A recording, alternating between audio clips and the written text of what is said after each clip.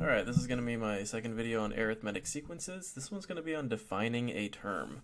So we're going to define a term in two specific different ways here. The one you're going to see most often though is this f with a parentheses here. And I'm going to just go ahead and throw an n in there. That means any number can be in here. This is going to be f of n. So another way you could write this as the nth term.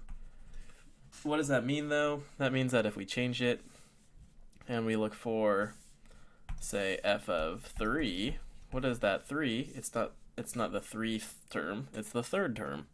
So what's the 3rd term here? Well, here's 1, 2, there's my 3rd term, it's 20. I could also write f of a different term. Let's choose one. Oh, you don't get to choose? I get to choose? Alright, great. Well, I'm going to choose this one. This is 36. And what term is 36? Looks like it's the 7th term.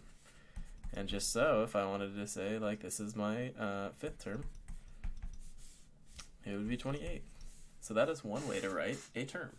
The second way to write it is using a. And you're going to use this little, this is called a subscript. They're not accidentally writing it tiny. And it's not an exponent. It's not up here. It's down there.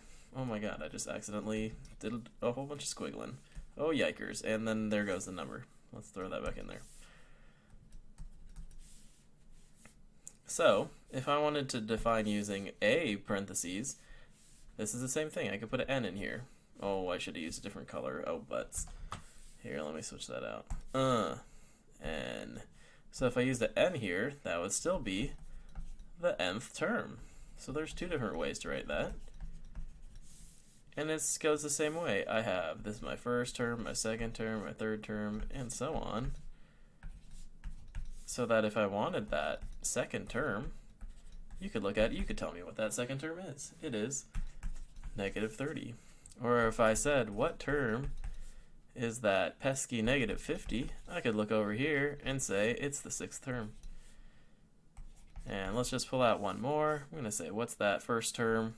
That f1, we're going to be looking for that all the time. It's going to be very important. Here it's going to be negative 25. So that is two ways to define a term in an arithmetic sequence.